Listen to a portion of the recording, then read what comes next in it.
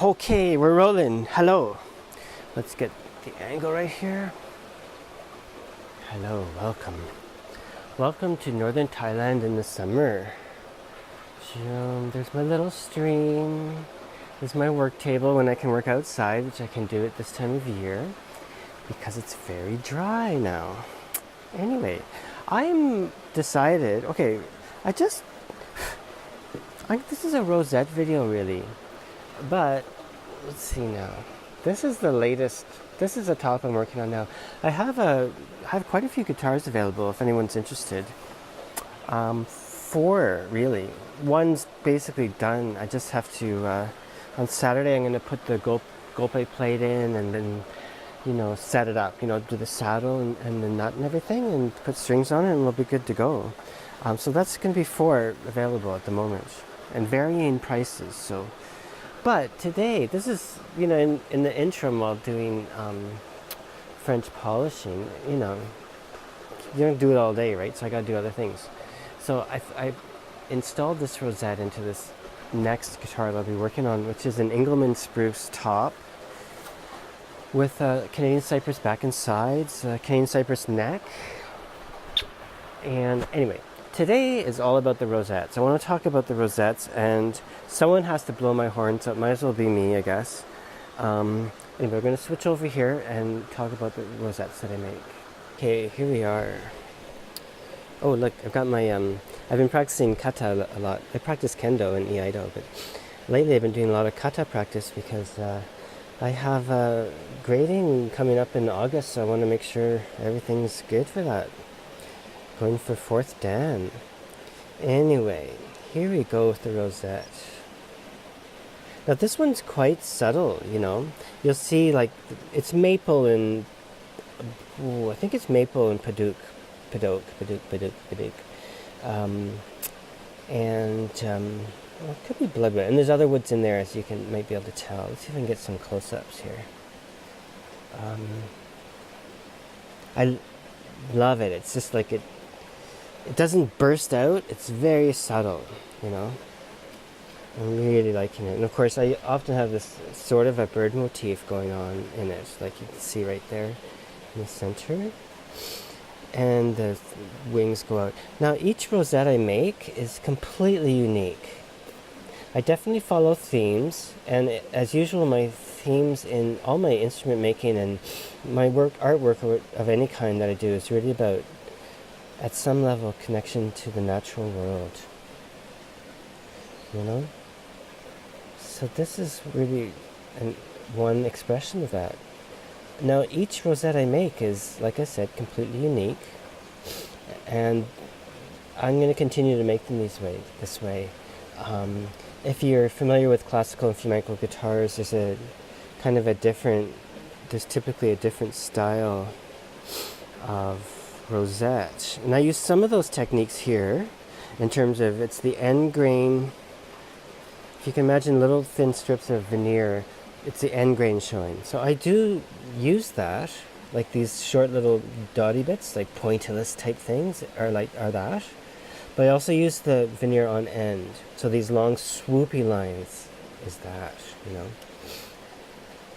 This one it's a bit reminiscent of the very first ones I made, a bit, I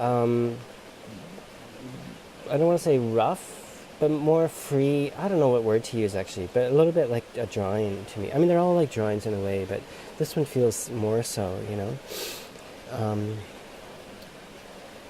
yeah. So how can I put it? I guess I just got to say it. Every rosette I make is a piece of work in itself, right? And it's one spot. It's not the only spot where a bit of personal expression can come out. I mean, a lot of that stuff comes out anyway, just even in the building and everything. The shapes and the curve of the top and back. I mean, but it's pretty standard, right? Like I do a 25 foot radius top and a 15-foot radius back. Pretty standard construction method and tried and true, And I use the building technique I use is a very kind of traditional Spanish construction method using a Solera mold, if you're familiar with that. Yeah, but here it's in the rosette that where anything personal I'm trying to express really comes out, you know. And yeah, what else can I say? I'm getting a good look at this one. Let's switch it. Yeah, what else can I say?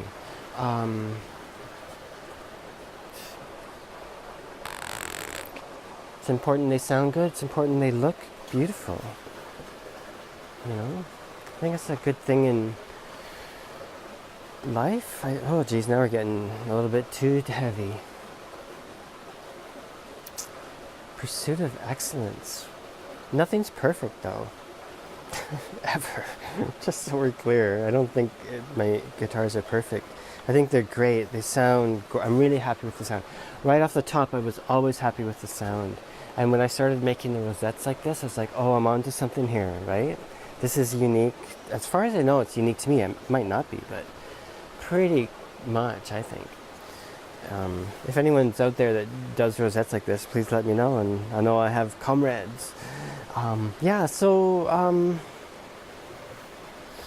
what else can I say?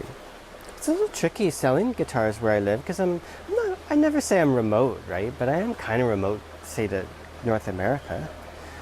And even to Chiang Mai, you know, I'm a bit of a journey up here, an hour and a half. It doesn't seem far to me, but, you know.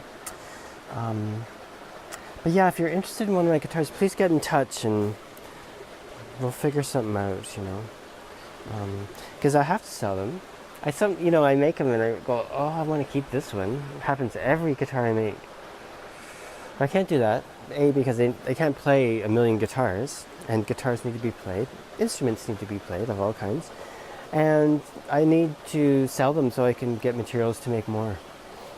It's a journey. Okay. Anyway, a little rosette and philosophizing, all rolled up into one wee video. Yeah. Anyway, hope everyone's doing great. It's super hot here. Even up where I am, it's hitting 32. And I'm in a little bit of an ecosystem here, right? I'm in a hollow, very steep hollow, and covered in trees, as you can see, surrounded by trees. It's wonderful. But even here, it's getting up to 32, which is not, for here, that's not hot, but for your average Canadian, your average Albertan, it's really hot. Anyway, okay, ciao. And I hope everyone's doing great, and I'll check, probably the next video I do will be the new guitar that's coming out. Okay, ciao.